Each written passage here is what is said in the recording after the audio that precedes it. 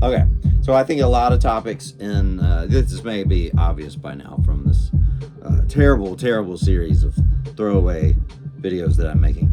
That there are topics in guitardom that are traditionally treated as if they're unteachable. That I think are just, they seem unteachable because they're overly vaguely defined, right?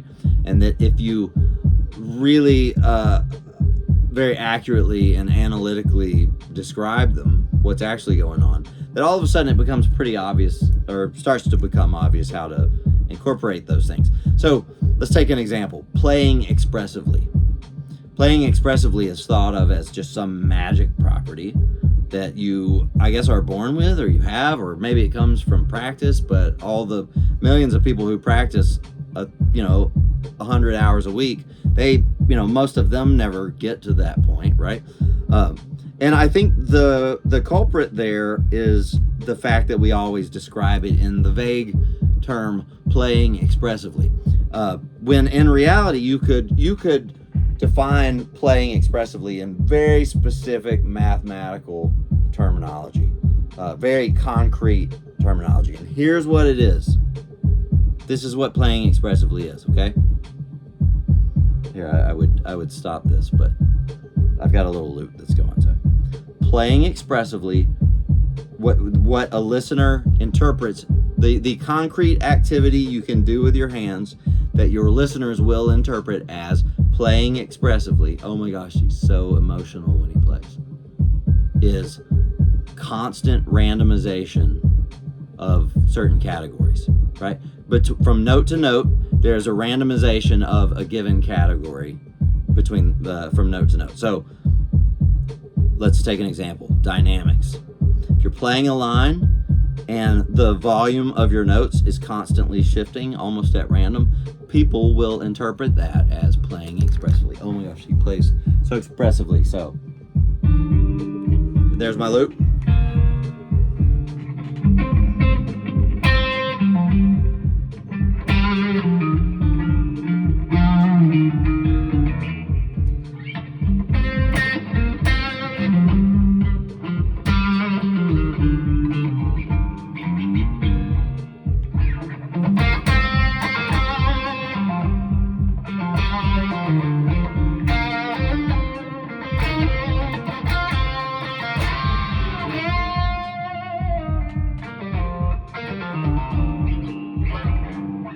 Right? Look, as I'm constantly bouncing around the volume of the notes, it feels really important. It feels like I wield, because I do, but in a very concretely definable way, I wield a great range of expression. And what we mean by range of expression is the same thing we mean, or what I mean by range of expression is the same thing we mean by playing expressively or playing so emotionally, right? There's randomization between the notes in a given category. So the dynamics, the volume of the notes is one of them. Another one is what I talked about in the last video, number 5. I don't know how many of these terrible videos I've done, but thank you to the 14 of you who are watching. I'm up to 14 people sending me nice notes. I have a request. I have this constant. It seems like over the years I've gotten really cool notes from people, and they're very touching, and people say nice things, and the number of people who, it probably grows by 12 per year. It's like nobody, right? If you're into these videos at all, even though they're crap, right? I'm like putting no work into them. There's no production values. That's obvious, right? They're like the first video I walked off multiple times. So, if you're into these, will you tell one person? Tell one person. And here's the other dirty little secret. I'm really doing this. This is like a going out of business sale, like just a giving away the store thing, because anyway. It's about Fantasticboom for me.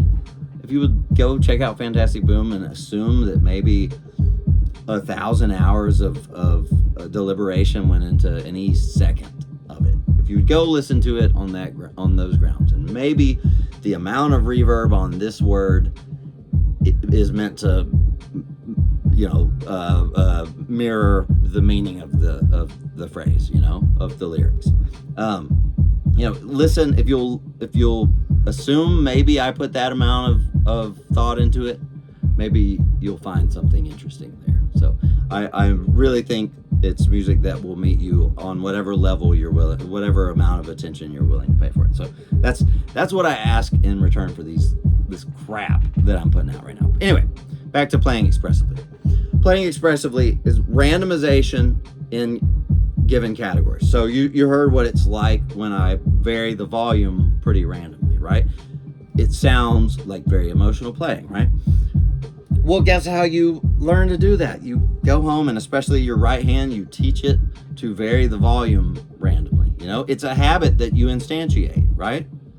Another example of another category which gets randomized from note to note would be what we talked about in the last video, which is vibrato, right?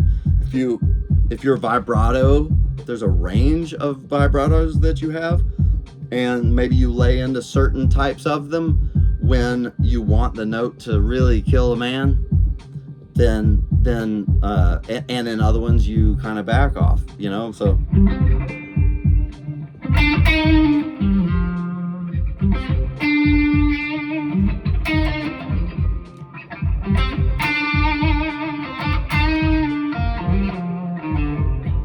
right? So there's little vibrato differences. Though that's randomization along a different category. So you got dynamics, your notes from note to note. There should be random variations of the dynamics.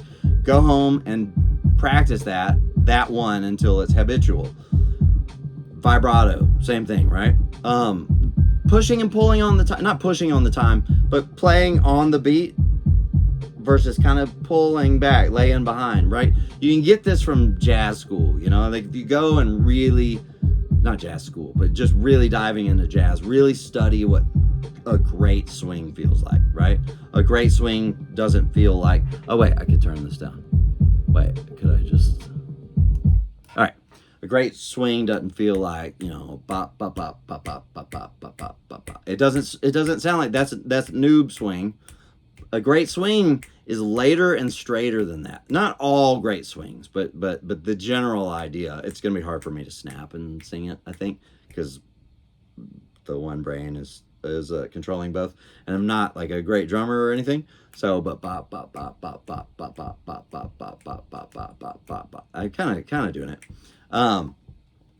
It's like you're a little behind the beat, and the swing is a little straighter than you think, right? So, but learning to play a little bit after the beat, right? So while you're playing, maybe sometimes you start lagging behind the beat in your lines, and other times you catch right back up to it. All right, so here we go.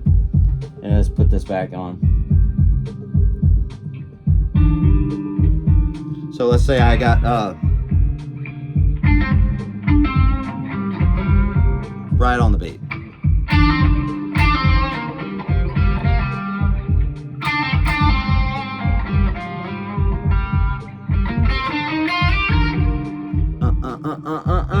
Listen to how I'm not going ba ba ba ba ba ba ba ba ba ba ba ba ba or ba ba ba ba ba ba or ba ba ba ba ba ba ba. I'm like I'm a little bit late, right? And that makes a huge difference, right? So sometimes I'm in.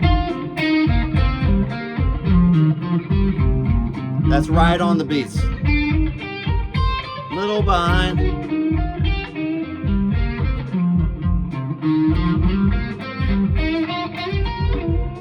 As I start to lag behind, it sounds like I'm telling you something important. You notice what my voice did there, right there? Right? This is, again, a technical mess here. So, but the way, if I were to tell you, hey, Frank, you need to stop doing drugs, right? I start straightening out. I start straightening out and I start talking slower, like this is very important, right? Your your playing, your treatment of the time can mimic that. And as you start to play late and straight, it mimics that feeling that that the listener is being told something important, right? So learning to play off the time, to pull against the time. Different articulations, right? So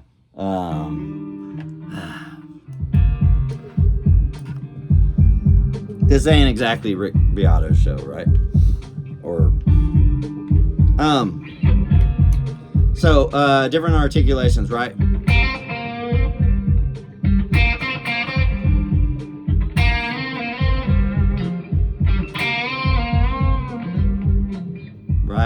Right. So if I'm constantly varying those, and there are other ones besides those. If I had a whammy bar, you could do the gurgle thing, right? Or I mean, there's a bunch of things that the guitar is capable of. Very strange things. But the point is, there's randomization in those categories, and there's other categories besides these. But my point is, playing expressively is not comes from, not is vaguely related to. I'm saying what people hear when they say, wow, you play expressively, is randomization in multiple categories at once, right? And you need to find those categories. I've laid out, I think, the big ones there. So different types of articulations, definitely dynamics, being able to pull and put up. But I don't like pushing on the time. I don't like playing a little early, if we're going to call that pushing. I'm not into that. But also, I think players now are more into time, into being having amazing time than players in the past. I mean, like, you listen to Wes Montgomery, and his time field isn't exactly up to today's code. It's awesome for every other reason, but he's waffling on the time, and it's because I think the older guard wasn't as obsessed with it as the newer guard, yeah. So anyway, randomization along different categories. That is playing expressively. And now you know how to go do it. It's going to take work.